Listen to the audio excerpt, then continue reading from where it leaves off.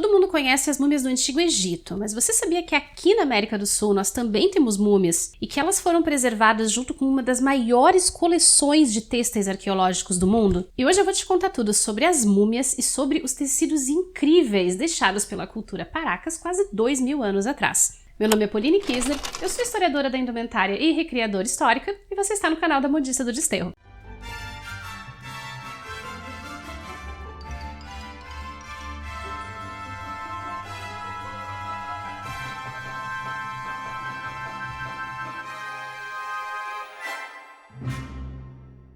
Olá, modisters! Tudo bem com vocês aí desse lado? Nos últimos vídeos, a gente vem falando bastante sobre têxteis encontrados em escavações arqueológicas. Já rolou conteúdo sobre a origem das roupas e como as ciências têm se unido para contar a história da humanidade a partir das nossas roupas. E também falamos sobre algumas das peças de roupa mais antigas do mundo, já encontradas na África, na Ásia e na Europa. E eu precisava de um vídeo inteiro para falar só sobre os achados incríveis que a gente tem aqui no continente americano, em especial aqui na parte que nos toca, que é a América do Sul. No começo dos anos 1920, começaram a aparecer no mercado ilegal de antiguidades um monte de tecidos que eram bem diferentes de tudo o que já tinha aparecido antes, que eram muito coloridos, super cheios de desenhos, mas eles claramente não eram tecidos daquela época de 1920, mas também ninguém parecia saber qual era a data correta ou aproximada em que eles tinham sido produzidos, muito menos de onde é que eles vinham. Ah, e um detalhezinho assim, de nada, tá? Insignificante.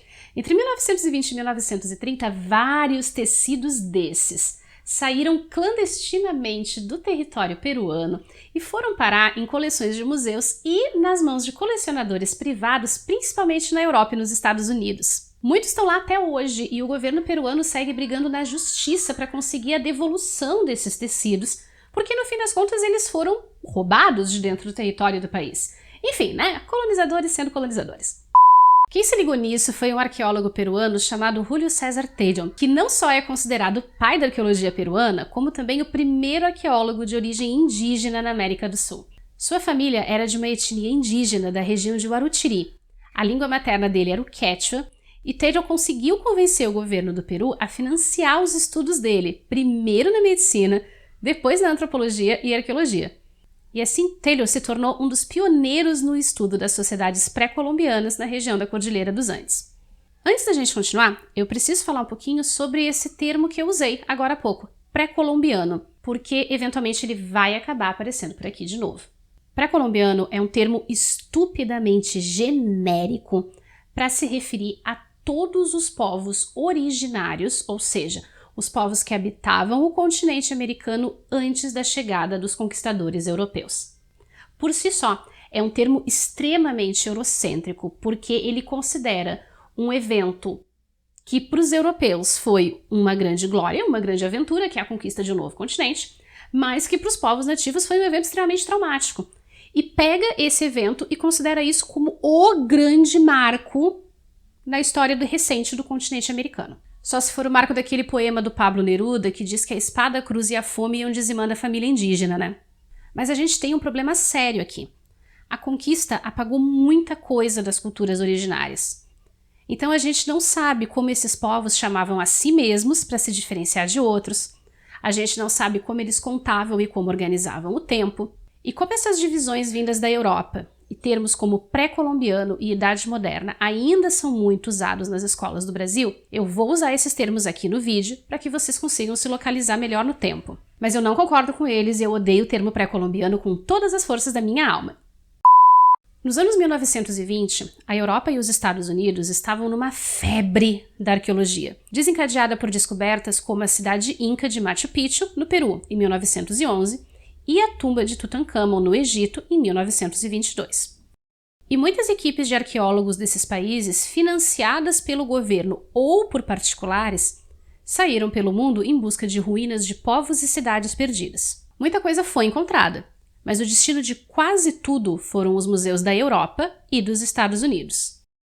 E é por isso, crianças, que existe a piadinha na internet de que se os museus europeus tiverem que devolver todos os artefatos retirados ilegalmente de outros países, metade dos museus da Europa fecha. Isso era exatamente o que estava rolando no Peru em 1920. E então, Tello resolveu descobrir de onde é que esses têxteis estavam saindo para tentar impedir que eles fossem escavados de qualquer maneira e principalmente traficados para fora do território peruano. Em 1925, a sua equipe começou a trabalhar na Península de Paracas e, entre pequenos achados, finalmente em 1927 foram encontrados 2 grandes cemitérios que ganharam os nomes de Necrópolis de Paracas. Nesses cemitérios foram encontradas 429 múmias envolvidas em várias camadas de tecidos, algumas coloridas e outras mais simples, além de peças de cerâmica, armas, ferramentas e joias feitas em metais preciosos. Cada uma dessas mumificações parecia formar um tipo de pacote, onde o corpo e os objetos eram mantidos no lugar graças às camadas de tecidos. Esses tecidos são chamados de mantos paracas e representam o auge da tecnologia de produção de tecidos da América do Sul.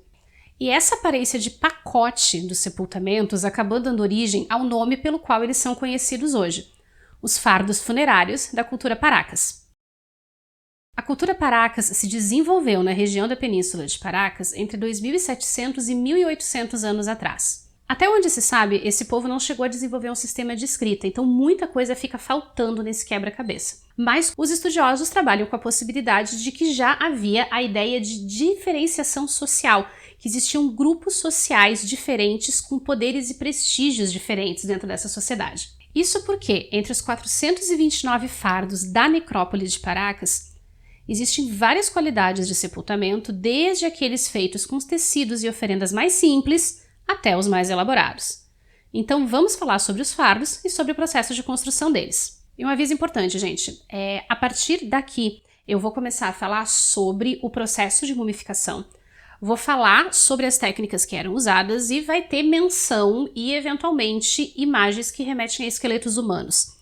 Então, se você não se sente confortável com esse tipo de informação e com esse tipo de referência visual, você não precisa parar de assistir o vídeo, você pode só correr direto para essa minutagem que está aparecendo aqui embaixo na tela, que ela começa exatamente quando nós encerramos a parte de falar sobre a mumificação, tá? Os fardos foram encontrados em cubículos construídos com tijolos de barro, cercados pelo que parecem ser oferendas fúnebres. Na região de Chaltía, é possível visitar um desses cemitérios, onde ainda há escavações em andamento, e conhecer os sítios arqueológicos que estão abertos à visitação. Embora essas caveiras bem branquinhas sejam uma adição moderna questionável e até bem assustadora. O processo de mumificação da cultura Paracas era um negócio muito sistemático, porque primeiro era removido o cérebro com uma abertura que podia ser no alto da cabeça ou às vezes na base do crânio. Depois era feito um corte no externo, que é esse ossinho que a gente tem aqui no meio do nosso peito, para a retirada do coração e dos pulmões, e por último um corte horizontal ou vertical no abdômen para que fosse retirado o restante dos órgãos, principalmente ali a parte do aparelho digestivo. Depois disso, o corpo era preparado, dobrado e amarrado até ficar num formato meio oval. O cadáver era envolvido numa primeira camada de tecido, geralmente de algodão liso, e colocado numa cesta de fibra vegetal. Em volta do corpo iam as oferendas de comida, ferramentas, joias e outros objetos. Uma coisa muito legal que os pesquisadores descobriram dentro desses fardos foi a presença de objetos decorados com penas de aves tropicais, o que sugere que já existia uma rota de comércio entre os povos de diferentes regiões do que hoje é o território peruano, porque essas penas não vêm da região sul do Peru. Elas vêm de uma parte mais ao norte, que é onde a gente encontra floresta amazônica. Só lembrando que a floresta amazônica não está restrita ao território do Brasil. A gente tem a parte da Amazônia que fica dentro do território brasileiro e nós temos o restante da Amazônia que se expande além das fronteiras que foram criadas pelos seres humanos. Esse desenho é uma representação de como seria um dos fardos funerários se a gente cortasse ele para olhar. E dá para ver as várias camadas de tecidos que eram enrolados em torno do cadáver e que criavam um formato parecido com uma grande coxinha que podia chegar a 1,60 m de altura por 2 metros de base. Os fardos começaram a ser abertos para estudo a partir dos anos 1930 e revelaram um pouco das técnicas de mumificação extremamente elaboradas desse povo. Essa é uma das múmias que foi aberta para estudo e ela está em exposição no Museu Arqueológico Nacional em Lima. Os textos são maravilhosos, né? Pois então agora a gente vai falar deles. No Peru e em outras partes da Cordilheira dos Andes, a produção de tecidos é anterior até mesmo à produção de cerâmica. E na cultura Paracas, em especial, a produção têxtil alcançou um nível de complexidade absurdo. Até agora foram identificadas 190 tonalidades diferentes de cores nos fardos de Paracas, todas elas comprovadas através de análise química e física. Os têxteis de Paracas unem duas matérias-primas típicas do Peru: o algodão, cultivado na costa há quase 6.000 anos, e a lã, retirada de animais como a lhama e a alpaca. Os tecidos mais antigos produzidos em teares datam de 4.000 anos atrás nessa região. Isso porque a gente precisa lembrar que não necessariamente todo têxtil é produzido em tear. Uma peça que seja produzida com tricô ou crochê também é considerada um têxtil. A única diferença é que eles são feitos com agulhas ao invés do tear. E os povos nativos dos Andes, aqui da Cordilheira dos Andes, já dominavam muito bem essas técnicas, além da técnica para a produção de cordas, o que é uma coisa que fica muito evidente na amarração desses fardos funerários de Paracas. Entre os mantos, encontramos peças decoradas com elementos que faziam parte do ambiente que cercava aquelas pessoas, além de desenhos que ilustram figuras mitológicas e parecem contar a história desse povo e de seus rituais. Mantos com desenhos que já eram produzidos diretamente no tear, demonstrando habilidade técnica e um raciocínio matemático invejável. Eu não consegui encontrar uma ilustração clara, com uma resolução legal para poder mostrar isso para vocês, mas uma das técnicas de tecelagem que é encontrada nos mantos de Paracas era, no tear, deixar alguns espaços em branco, vazios, que depois um fio de lã colorido numa agulha, ele vinha sendo passado, enrolado na volta do fio de algodão, para criar os desenhos ainda no tear. Mas é um negócio que é meio tecido, é meio bordado. Eu não sei se deu para entender, mas eu espero que tenha dado. Através do estudo dos mantos, os especialistas acreditam que eles tenham sido produzidos em teares do tipo backstrap, em que o tecelão usa o peso do próprio corpo para manter a tensão dos fios. Um tipo de tear que ainda hoje é muito presente nas técnicas tradicionais de tecelagem no Peru e em outros países andinos como o Chile e a Bolívia. Outras vezes, os mantos eram feitos com uma base lisa, geralmente de algodão, e então bordados com vários tipos de pontos, feitos com linhas de lã colorida, contornados em cores contrastantes, criando desenhos em alto relevo, extremamente detalhados e expressivos. E um outro detalhe comum, tanto nos mantos quanto nos trajes funerários, é a presença de franjas e abas nas bordas, que davam acabamento e criavam um efeito decorativo. Uma riqueza têxtil sem tamanho, enterrada no meio do deserto.